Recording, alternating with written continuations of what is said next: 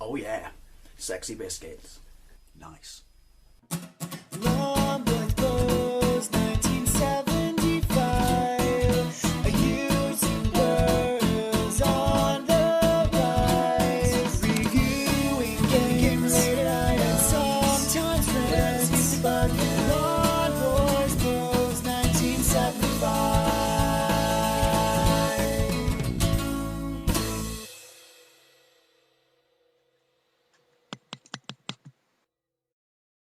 Hey YouTube, from Post 1975. Think you know what's coming since you read the title?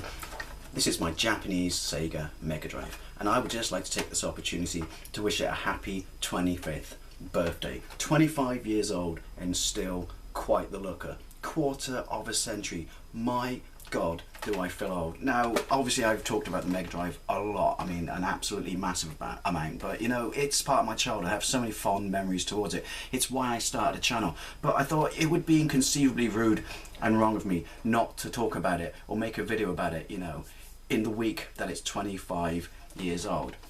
Now obviously in 1988, you know, October 29th, Japan, when it was released, at this point Sega was not really doing very well in Japan. It wasn't really doing very well in North America. I mean, the Master System was doing pretty shit up in Europe, but they wanted to sort of recapture their traditional markets. I mean, Japan was absolutely ruled by the Famicom and the TurboGrafx. So Sega knew that their arcade hardware, the System 16 sort of system, was doing really well. So they wanted to base a system upon that. So it would be the first home 16-bit console, which means it automatically goes down in history, and this is what we got. And it's funny because it's like fate dealt it a blow right from the start, because it was released and it did well and it got a following, so it got a full life cycle in Japan. Because I want to talk, you know, mainly about the Japanese Megadrive because that's what my memories come from, but you know, it got a following, got a full life cycle, we got a decent amount of games.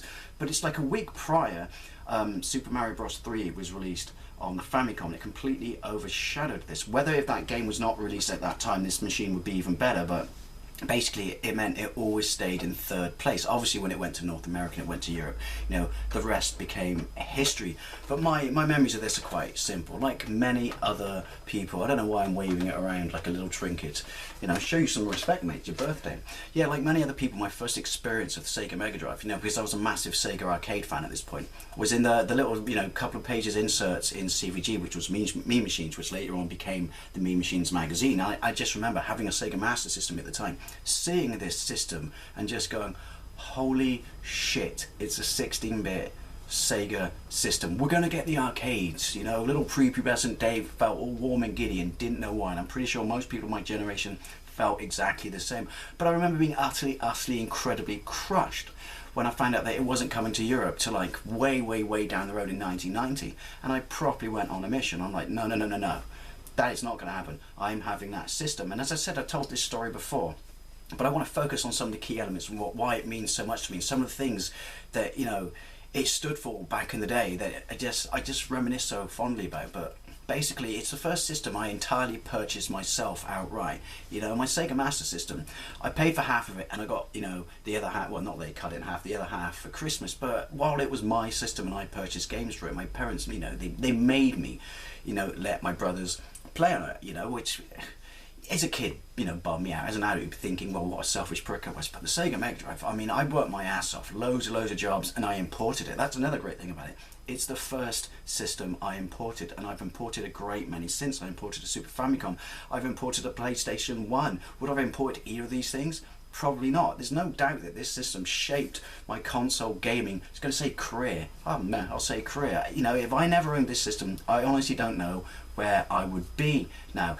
There's so many great firsts. You know, the agonizing wait for it to show up, and how great it was when it showed up. Phoning my mate the day it came and saying, "Oh mate, get your ass over, you know, there's no one else in the house, you know, spend the night here and we just fucking play Vastan Saga 2 all night." It's supposed to be Batman, as I've mentioned before, but yeah, that was brilliant. Going to school and literally, if only for a couple of weeks, being the only person who had a Mega Drive, because we're talking a good year or so, you know, before it got released in the UK. I was, you know, not, well, you know what, come on, let's be honest, back in the day at school, bragging rights were very important. I was that kid, you know, like, that's Dave, he's got a Mega Drive, you know. It's just, it was, everything about it was just fantastic, you know. It was the first system that I bunked off school to play games with my mates. It was the first system that my mates would bunk off as well, so we could all hook up after my parents had gone to work and just play Mega Drive games, you know, ordering games in the mail from the back of magazines, that agonising wait for them to show up, then the absolute elation when you would get that package in the mail. Going downtown for the first time and you know, just stumbling across a shop that sold import games. That was absolutely, you know, unheard of. That was incredible. You know, that changed the playing field. Knowing that I didn't just have to import from magazines, I could actually drive into town. No, I couldn't drive. I was 12. Never mind. You know, get driven into town by my mum, or get a bus into town, specifically with the goal of spending my hard-earned, you know, wages from all the jobs I had on Mega Drive games. It was just, it was a brilliant experience. You know, the playground wars that you used to have with people, particularly with people when they had Atari STs and Amigas, and I would defend this to the hill. These are parts of my childhood. They're making me sound like a dick, but I absolutely would not change them for a second, because I feel, you know, when I remember them, they just make me smile. Not having to share this machine with anyone. I know that's a dickish move, but that was kind of cool. You know, my brother's watching it and drooling it and just go, no, mine.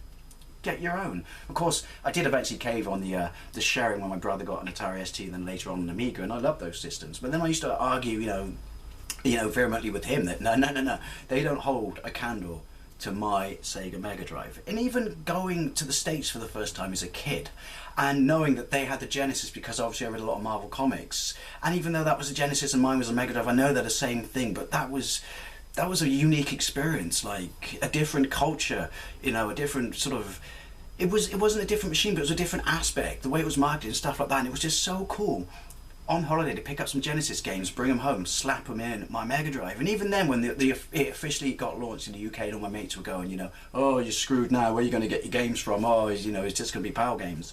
And which I remember saying when they first got theirs, which is, huh, why is it so slow? And, you know, because for the first few years, there was no lockout chip. They had dual ROMs on the cartridge, so I was just buying games, because obviously the lockout mechanism, that little arm, that did absolutely bugger all. So I was just buying games and playing them. I remember the look on their faces when I slapped in Streets of Rage and I got bare knuckle, and they were like, what? It's a way better title. Everything about this when I was a kid it just makes me smile. Happy, warm, fuzzy memories, you know. And it's like, Sega, thank you so much. My childhood, it's interesting because, is it my favourite console? Not, that might surprise you, not necessarily so. Is it the console I played the most? Possibly not. But it certainly is the console that I can guarantee my childhood would not have been as good if it didn't exist. Now, let me just clarify that. I don't mean, you know, like, oh, destitute and stuff like that, because obviously as a kid, even though, you know, it kind of gave me financial security with all my jobs to buy this, you know, security, warmth, you know, food, a roof over my head, that was all taken care of by my parents. So this was such an important part of my childhood. I can honestly say, if it wasn't for this, I don't think my childhood would have been as good. It's just everything about this machine, you know, the fact that, and it's weird, this hit 25 years and it's still such a massive part of my life, you know. I wouldn't change it for the world. I mean, I seriously, like, Sega, thank you so much. And I just have to say, if I can find my bottle opener, happy birthday, Sega Mega Drive. I salute you. So what does the Sega Mega Drive mean to you? Pointing at you with my lightsaber while my beer spoils and pours down the inside of my leg. Oh, that's nasty. Oh, I'm disrespecting my Mega Drive. What does the Sega Mega Drive mean to you? What does a Genesis mean to you? You know, is it, now that it's 25 years old, is it really such an important part of your childhood that you wouldn't change in a heartbeat? If you could go back and relive those days, would you? Yeah, those are my thoughts. I'm actually welling up. Oh my God.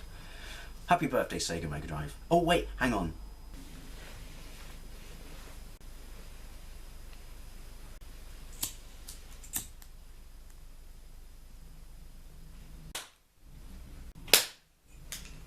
Thank you very much for watching, and I'll see you later.